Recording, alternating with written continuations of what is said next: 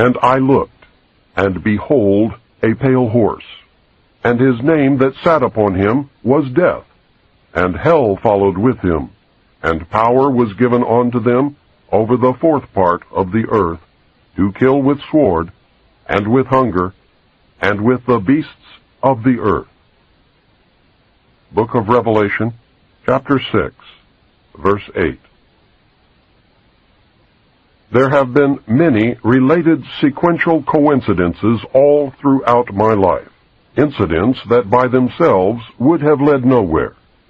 Statistically, the odds against the same or a related sequence of events happening to one individual are astronomically high. It is this series of incidents that have convinced me that God has had a hand in my life. I do not believe in fate. I do not believe in accidents. I cannot and will not accept the theory that long sequences of unrelated accidents determine world events. It is inconceivable that those with power and wealth would not band together with a common bond, a common interest, and a long-range plan to decide and direct the future of the world. For those with the resources to do otherwise would be totally irresponsible. I know that I would be the first to organize a conspiracy to control the outcome of the future if I were such a person and a conspiracy did not yet exist. I would do it in an attempt to ensure the survival of the principles in which I believe, the survival of my family, my survival, and the survival of the human race, if for no other reason. I believe, therefore, that a grand game of chess is being played on a level that we can barely imagine, and we are the pawns. Pawns are valuable only under certain circumstances, and are frequently sacrificed to gain an advantage. Anyone who has studied military strategy is familiar with the concept of sacrifice. Those who have seriously studied history have probably discovered the real reason we go to war on a regularly scheduled basis. My research has shown at this point that the future laid out for us may be just about impossible to change. I do not agree with the means by which the powerful few have chosen for us to reach the end. I do not agree that the end is where we should end at all. But unless we can wake the people from their sleep, nothing short of civil war will stop the planned outcome. I base that statement not on defeatism, but on the apathy of the majority of the American people. 25 years ago, I would have believed otherwise, but 25 years ago, I was also sound asleep. We have been taught lies. Reality is not at all what we perceive it to be. We cannot survive any longer by hanging on to the falsehoods of the past. Reality must be discerned at all costs if we are to be a part of the future. Truth must prevail in all instances, no matter who it hurts or helps, if we are to continue to live upon this earth. At this point, what we want may no longer matter. It is what we must do to ensure our survival that counts. The old way is in the certain process of destruction, and a new world order is beating down the door. I fear for the little ones, the innocents, who are already paying for our mistakes. There exists a great army of occupationally orphaned children. They are attending government-controlled daycare centers. There are latchkey kids who are running wild in the streets, and the lopsided, emotionally wounded children of single welfare mothers, born only for the sake of more money in the monthly check. Open your eyes and look at them, for they are the future. In them I see the sure and certain destruction of this once proud nation. In their vacant eyes, I see the death of freedom. They carry with them a great emptiness, and someone will surely pay a great price for their suffering. If we do not act in concert with each other and ensure that the future becomes what we need it to be, then we will surely deserve whatever fate awaits us. I believe with all my heart that God put me in places and in positions throughout my life so that I would be able to deliver this warning to His people. I pray that I have been worthy and that I have done my job. From the time a person leaves its mother's womb, its every effort is directed toward building, maintaining, and withdrawing into artificial wombs various sorts of substitute protective devices or shells. The objective of these artificial wombs is to provide a stable environment for both stable and unstable activity, to provide a shelter for the evolutionary processes of growth and maturity, in effect, survival, to provide security for freedom, and to provide defensive protection for offensive activity. This is equally true of both the general public and the elite. However, there is a definite difference in the way each of these classes go about the solution of problems. The primary reason why the individual citizens of a country create a political structure is a subconscious wish or desire to perpetuate their own dependency relationship of childhood. Simply put, they want a human God to eliminate all risk from their life, pat them on the head, kiss their bruises, put a chicken on every dinner table, clothe their bodies, tuck them into bed at night, and tell them that everything will be all right when they wake up in the morning. This public demand is incredible, so the human God, the politician, meets incredibility with incredibility by promising the world and delivering nothing. So who is the bigger liar, the public or the Godfather? This public behavior is surrender born of fear, laziness, and expediency. It is the basis of the welfare state as a strategic weapon, useful against a disgusting public. Most people want to be able to subdue and or kill other human beings which disturb their daily lives, but they do not want to have to cope with the moral and religious issues which such an overt act on their part might raise. Therefore, they assign the dirty work to others, including their own children, so as to keep the blood off their own hands. They rave about the humane treatment of animals, and then sit down to a delicious hamburger from a whitewashed slaughterhouse down the street and out of sight.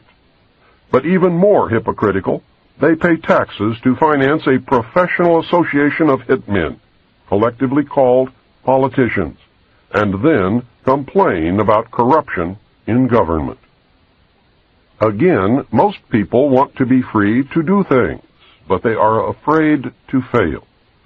The fear of failure is manifested in irresponsibility, and especially in delegating those personal responsibilities to others where success is uncertain or carries possible or created liabilities which the person is not prepared to accept. They want authority, but they will not accept responsibility or liability, so they hire politicians to face reality for them. The people hire the politicians so that the people can, 1, obtain security without managing it, 2, obtain action without thinking about it, 3, inflict theft, injury, and death upon others without having to contemplate either life or death, 4, avoid responsibility for their own intentions, 5, obtain the benefits of reality and science without exerting themselves in the discipline of facing or learning either of these things. They give the politicians the power to create and manage a war machine to, 1, provide for the survival of the nation womb, 2, prevent encroachment of anything upon the nation womb, 3, Destroy the enemy who threatens the nation womb. 4. Destroy those citizens of their own country who do not conform for the sake of stability of the nation womb. Politicians hold many quasi-military jobs, the lowest being the police, which are soldiers, the attorneys and the CPAs next, who are spies and saboteurs, and the judges who shout the orders and run the closed union military shop for whatever the market will bear. The generals are industrialists. The presidential level of commander-in-chief is shared by the international bankers. The people know that they have created this farce and financed it with their own taxes, but they would rather knuckle under than be the hypocrite. Thus, a nation becomes divided into two very distinct parts, a docile subnation and a political subnation. The political subnation remains attached to the docile subnation, tolerates it, and leaches its substance until it grows strong enough to detach itself and then devour its parent. Human beings are machines, levers which may be grasped and turned, and there is little real difference between automating a society and automating a shoe factory. Factor 1. As in every social system approach, stability is achieved only by understanding and accounting for human nature. A failure to do so can be, and usually is, disastrous. As in other human social schemes, one form or another of intimidation or incentive is essential to the success of the draft. Physical principles of action and reaction must be applied to both internal and external subsystems. To secure the draft, individual brainwashing, programming, and both the family unit and the peer group must be engaged and brought under control. Factor 2. Father. The man of the household must be housebroken to ensure that Junior will grow up with the right social training and attitudes. The advertising media, etc., are engaged to see to it that father-to-be is compliant before or by the time he is married. He is taught that he either conforms to the social notch cut out for him, or his sex life will be hobbled, and his tender companionship will be zero. He is made to see that women demand security more than logical, principled, or honorable behavior. By the time his son must go to war, father, with jelly for a backbone, will slam a gun into Junior's hand before father will risk the censure of his peers or make a hypocrite of himself by crossing the investment he has in his own personal opinion or self-esteem. Junior will go to war, or father will be embarrassed. So Junior will go to war, the true purpose notwithstanding. Factor 3. Mother. The female element of human society is ruled by emotion first and logic second. In the battle between logic and imagination, imagination always wins. Fantasy prevails. Maternal instinct dominates, so that the child comes first and the future comes second. A woman with a newborn baby is too starry-eyed to see a wealthy man's cannon fodder or a cheap source of slave labor. A woman must, however, be conditioned to accept the transition to reality when it comes, or sooner. As the transition becomes more difficult to manage, the family unit must be carefully disintegrated, and state-controlled public education and state-operated child care centers must become more common and legally enforced so as to begin the detachment of the child from the mother and father at an earlier age. Inoculation of behavioral drugs can speed the transition for the child. Factor 4. Junior. The emotional pressure for self-preservation during the time of war and the self-serving attitude of the common herd that have an option to avoid the battlefield is all of the pressure finally necessary to propel Johnny off to war. Their quiet blackmailings of him are the threats: no sacrifice, no friends, no glory, no girlfriend. Factor 5. Sister. And what about Junior's sister? She is given all the good things of life by her father and taught to expect the same from her future husband regardless of the price. Factor 6. Cattle. Those who will not use their brains are no better off than those who have no brains. And so this mindless school of jellyfish, father, mother, son, and daughter, become useful beasts of burden or trainers of the same. So now you know. You can see every step that the elite have taken in their war to control this once great nation. You can see the steps that will be taken in the future. You can no longer pretend innocence. Your denial of the conspiracy will fall on deaf ears. This tape is part of the education that will give Americans the weapons needed in the coming months and years of hardship as the New World Order struggles to be born. Truths cannot be negated or shrugged away. The message is this: you must accept that you have been cattle, and the ultimate consequence of being cattle, which is slavery, or you must prepare to fight, and if necessary die to preserve your God-given right to freedom. History is replete with whispers of secret societies, accounts of elders or priests who guarded the forbidden knowledge of ancient peoples. Prominent men, meeting in secret, who directed the course of civilization are recorded in the writings of all people. The oldest is the Brotherhood of the Snake, also called the Brotherhood of the Dragon, and it still exists under many different names. The Brotherhood of the Snake is devoted to guarding the secrets of the ages and to the recognition of Lucifer as the one and only true God.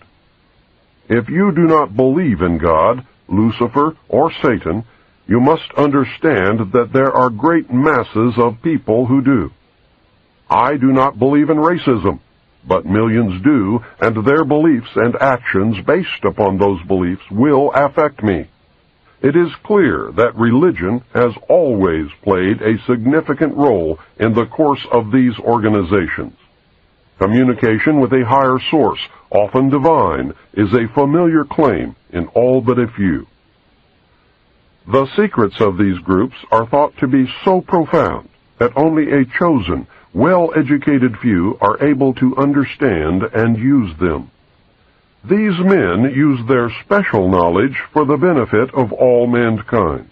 At least, that is what they claim. But how are we to know, since their knowledge and actions have been secret? Fortunately, some of it has become public knowledge. Secret societies mirror many facets of ordinary life. There is always an exclusivity of membership, with the resultant importance attached to being or becoming a member. This is found in all human endeavors, even those which are not secret, such as football teams or country clubs. This exclusivity of membership is actually one of the secret society's most powerful weapons. There is the use of signs, passwords, and other tools. These have always performed valuable functions in man's organizations everywhere. The stated reason, almost always different from the real reason for the society's existence, is important. It can be anything, but is usually fraternal and is found in all pressure groups wherever people congregate. The most potent tool of any secret society is the ritual and myth surrounding initiation. These special binding ceremonies have very deep meaning for the participants. Initiation performs several functions which make up the heart and soul of any true secret society. Like boot camp, the initiation into the armed forces, important aspects of human thought that are universally compelling are merged to train and maintain the efforts of a group of people to operate in a certain direction. Initiation bonds the members together in mysticism. Neophytes gain knowledge of a secret, giving them special status. The ancient meaning of neophyte is planted anew or reborn. A higher initiation is, in reality, a promotion inspiring loyalty and the desire to move up to the next rung. The goals of the society are reinforced, causing the initiated to act toward those goals in everyday life. That brings about a change in the political and social action of the member. The change is always in the best interest of the goals of the leaders of the secret society. The leaders are called adepts. This can best be illustrated by the soldier trained to follow orders without thinking. The result is often the wounding or death of the soldier for the realization of the commander's goal, which may or may not be good for the overall community. Initiation is a means of rewarding ambitious men who can be trusted. You will notice that the higher the degree of initiation, the fewer the members who possess the degree. This is not because the other members are not ambitious, but because a process of very careful selection is being conducted. A point is reached where no effort is good enough without a pull up by the higher members. Most members never proceed beyond this point and never learn the real secret purpose of the group. The frozen member from that point on serves only as a part of the political power base, as indeed he has always done. You may have guessed by now that initiation is a way to determine who can and cannot be trusted. A method of deciding exactly who is to become an adept may be decided during initiation by asking the candidate to spit upon the Christian cross. If the candidate refuses, the members congratulate him and tell him, "You have made the right choice, as a true adept would never do such a terrible thing." The newly initiated might find it disconcerting, however, that he or she never advances any higher. If instead the candidate spits upon the cross, he or she has demonstrated a knowledge of one of the mysteries and soon will find him or herself a candidate for the next higher level. The mystery is that religion is but a tool to control the masses. Knowledge or wisdom is their only God, through which man himself will become God. Man's desire to be one of the elect is something that no power on earth has been able to lessen, let alone destroy. It is one of the secrets of secret societies. It is what gives them a political base and lots of clout. Members often vote the same and give each other preference in daily business, legal, and social activities. It is the deepest desire of many to be able to say, "I belong to the elect." The first secret that one must know to even begin to understand the mysteries is that their members believe that there are but few truly mature minds in the world. They believe that those minds belong exclusively to them. The philosophy that follows is the classic secret society view of humanity. When a person of strong intellect is confronted with a problem which calls for the use of reasoning faculties, they keep their poise and attempt to reach a solution by garnering facts bearing upon the question. On the other hand, Those who are immature, when confronted by the same problem, are overwhelmed. While the former may be said to be qualified to solve the mystery of their own destiny, the latter must be led like a bunch of animals and taught in the simplest language. Like sheep, they are totally dependent upon the shepherd. The able intellect is taught the mysteries and the esoteric spiritual truths. The masses are taught the literal, exoteric interpretations. While the masses worship the five senses, the select few observe, recognizing in the gulf between them the symbolic concretions of great abstract truths.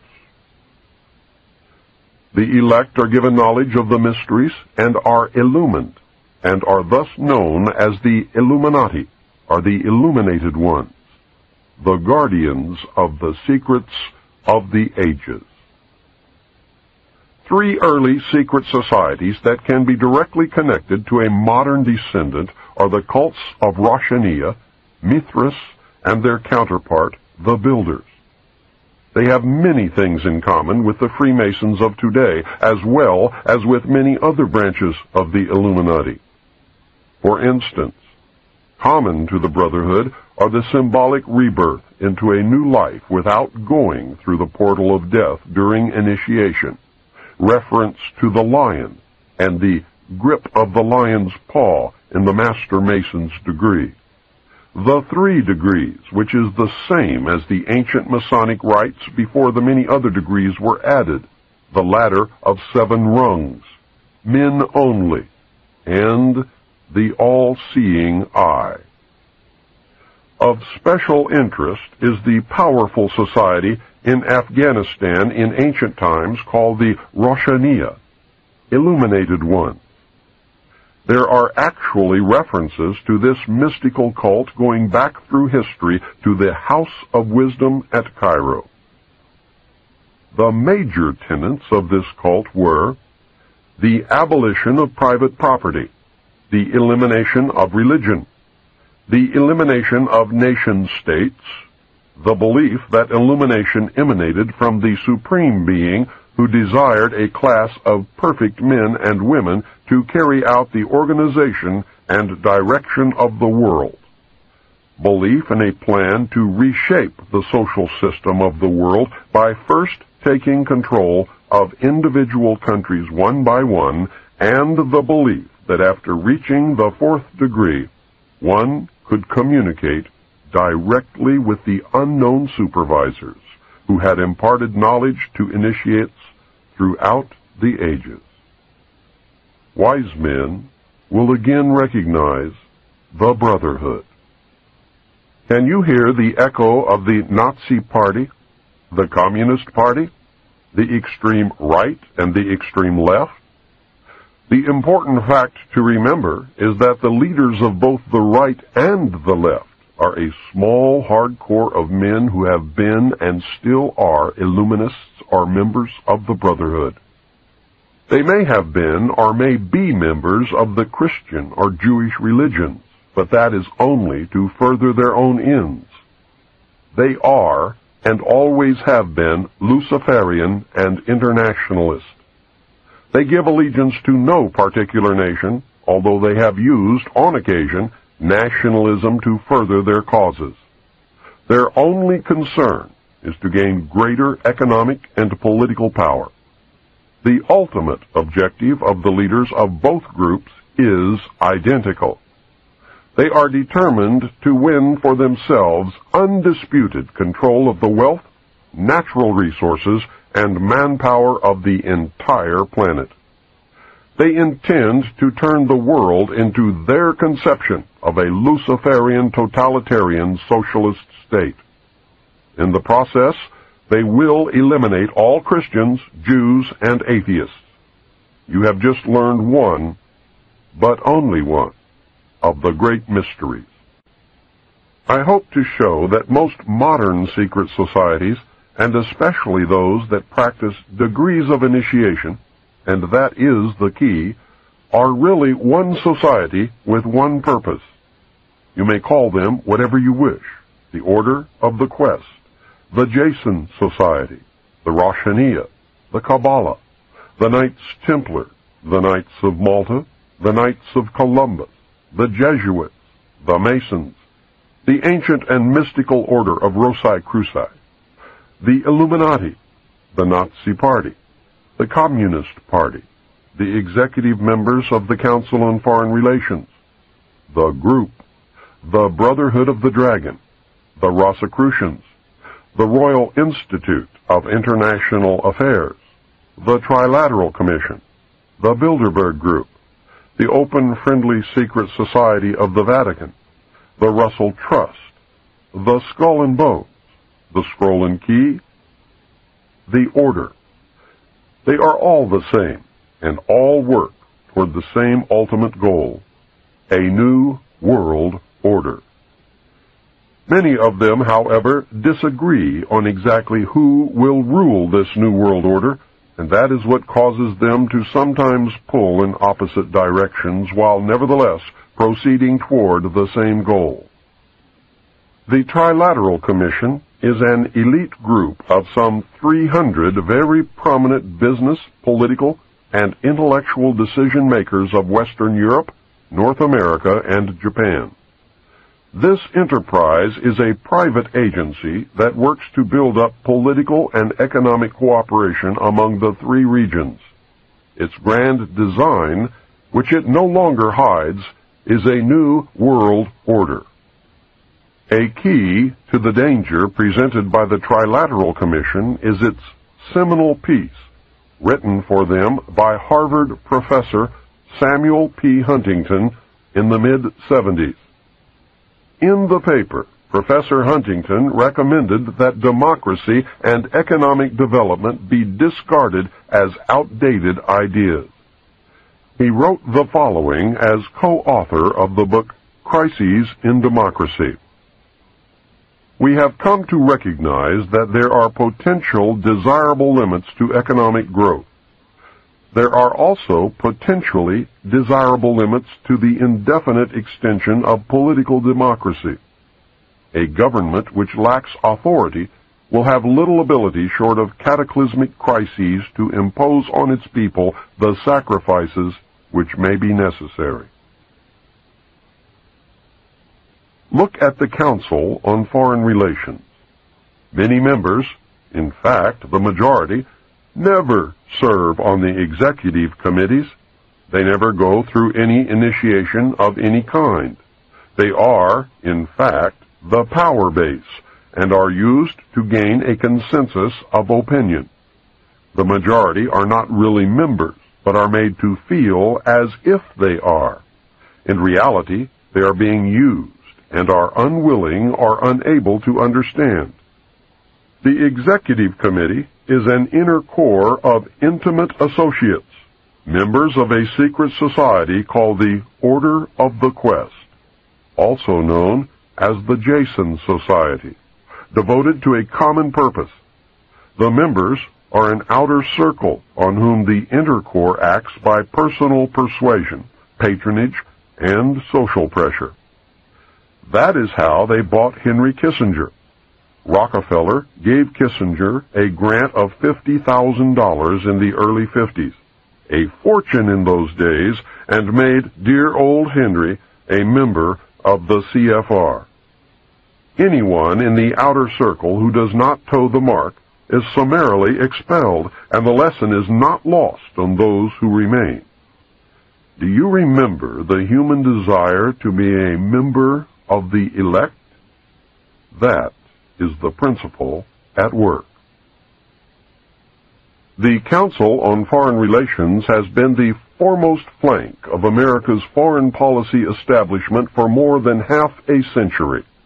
The Council on Foreign Relations is a private organization of business executives, scholars, and political leaders that studies global problems and plays a key role in developing United States foreign policy.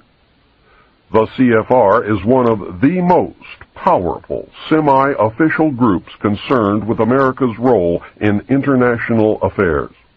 It is controlled by an elect group of men recruited from the Skull and Bones and the Scroll and Key societies of Harvard and Yale, which are both chapters of a secret branch of the Illuminati known as Chapter 322 of the Order.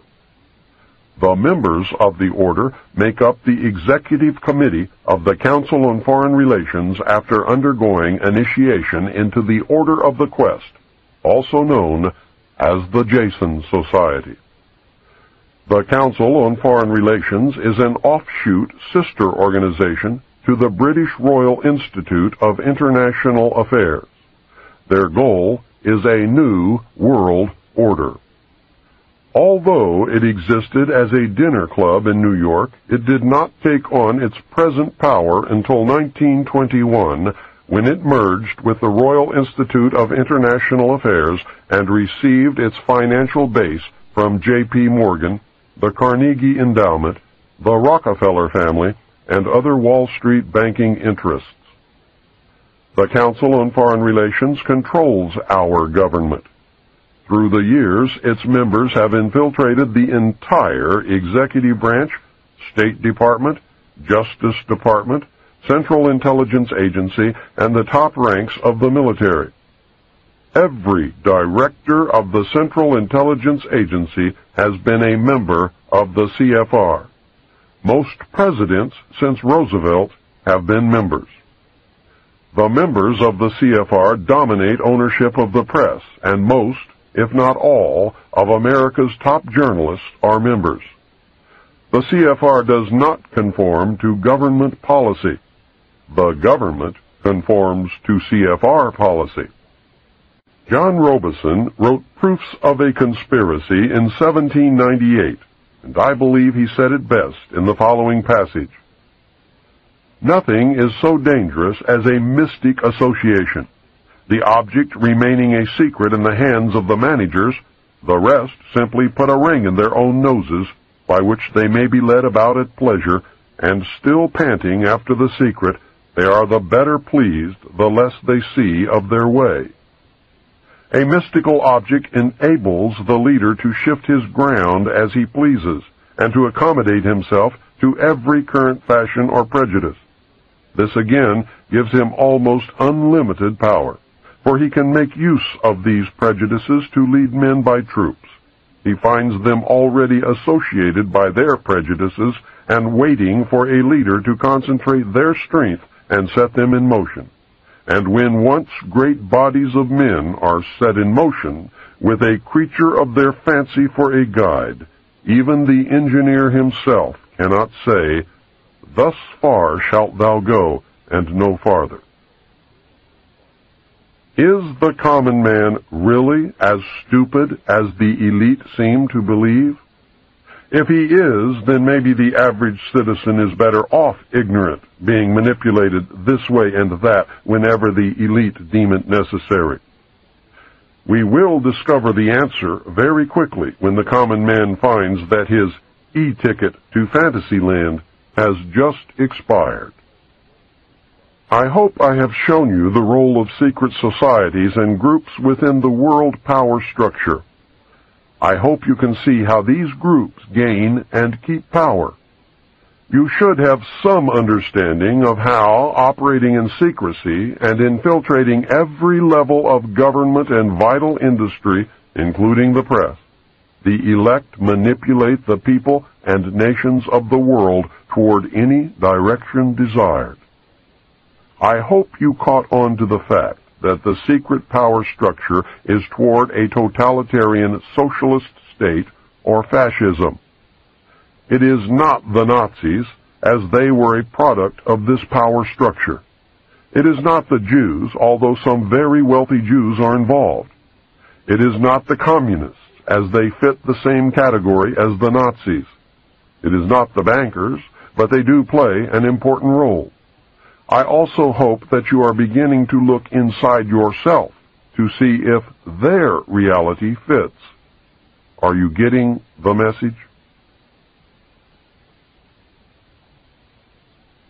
This is the end of Side 1. Please fast forward the cassette to the end and turn over to play Side 2.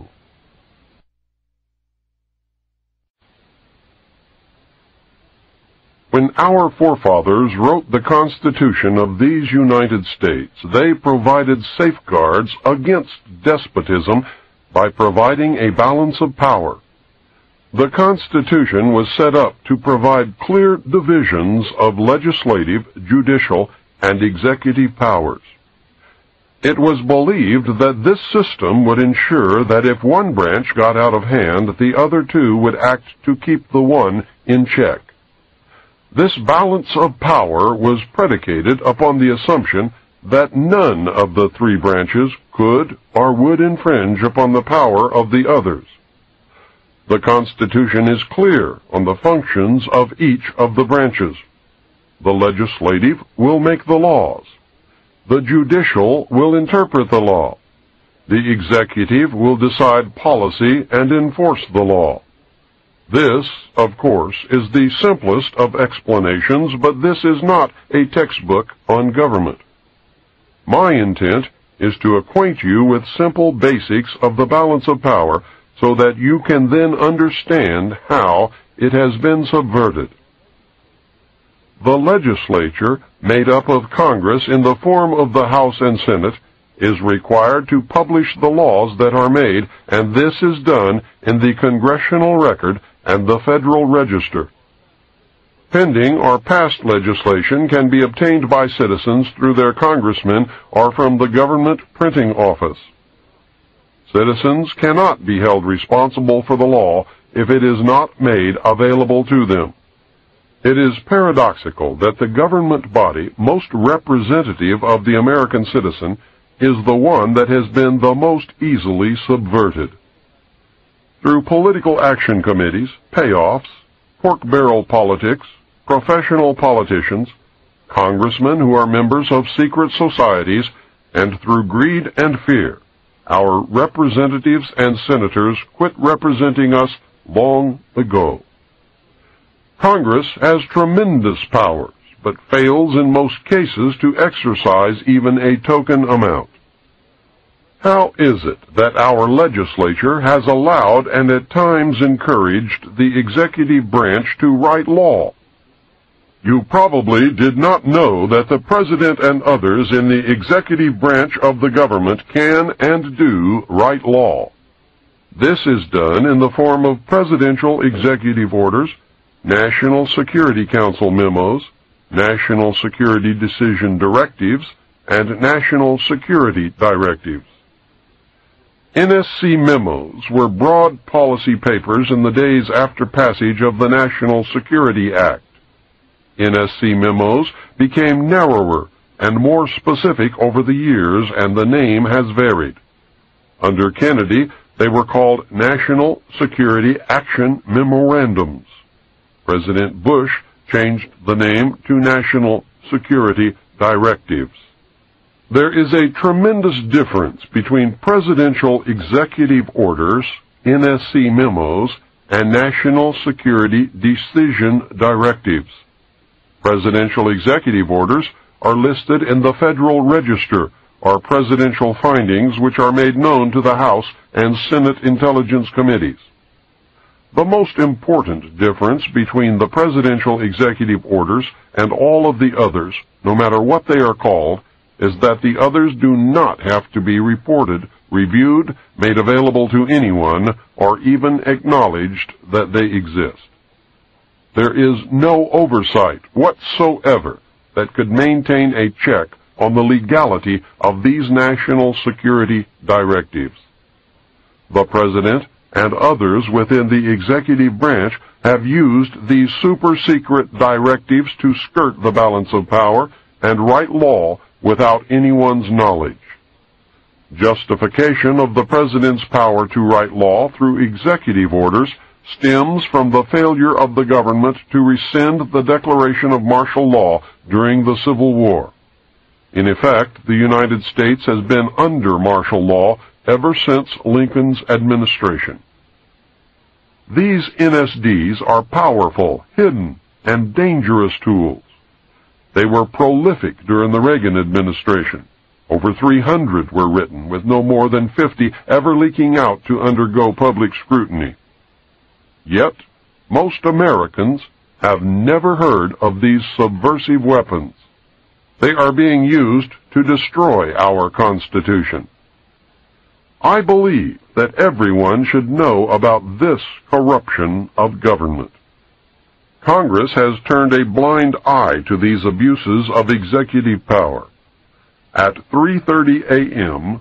Saturday, August 4th, 1990, the Senate made it even easier for the executive branch to subvert the Constitution and may have made George Bush the first American king.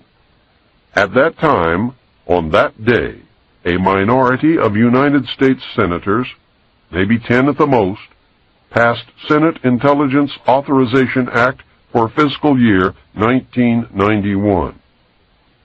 The bill was fraudulently introduced as a reform to prevent future incidents of the abuses brought to light during the Iran-Contra scandal.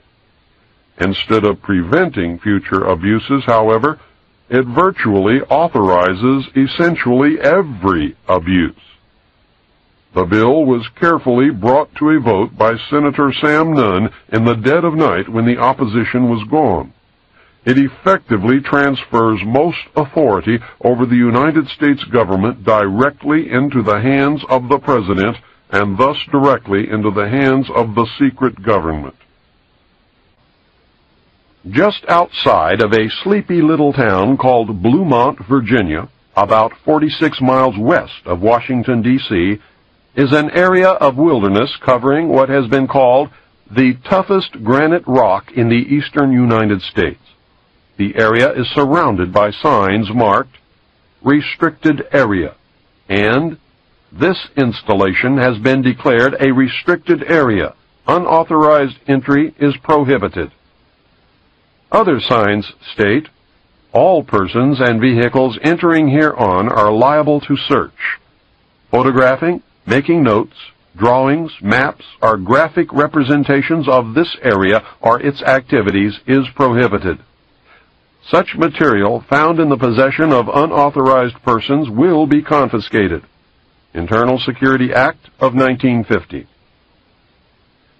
The installation is beneath a mountain, and its name is the Western Virginia Office of Controlled Conflict Operations. Its nickname is Mount Weather.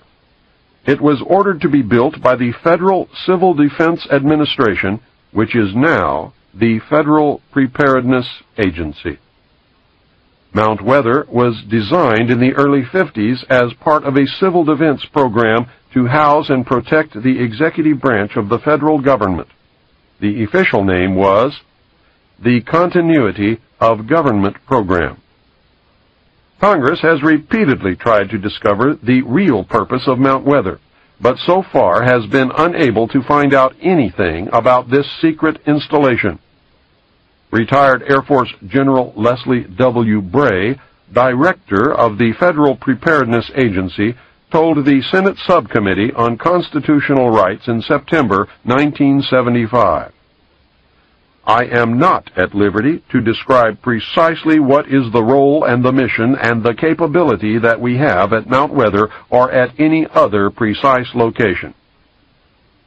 In June 1975, Senator John Tunney, Democrat from California, chairman of the Subcommittee on Constitutional Rights, charged that Mount Weather held dossiers on at least 100,000 Americans. He later alleged that the Mount Weather computers, described as the best in the world, can obtain millions of pieces of additional information on the personal lives of American citizens simply by tapping the data stored at any of the other 96 federal relocation centers. I know from my stint with the Office of Naval Intelligence that these dossiers consist of information collected about American patriots, men and women who are most likely to resist the destruction of our Constitution and the formation of the totalitarian police state under the New World Order. The Patriot Data Bank is constantly updated so that when the appointed hour arrives, all patriots can be rounded up with little, if any, effort.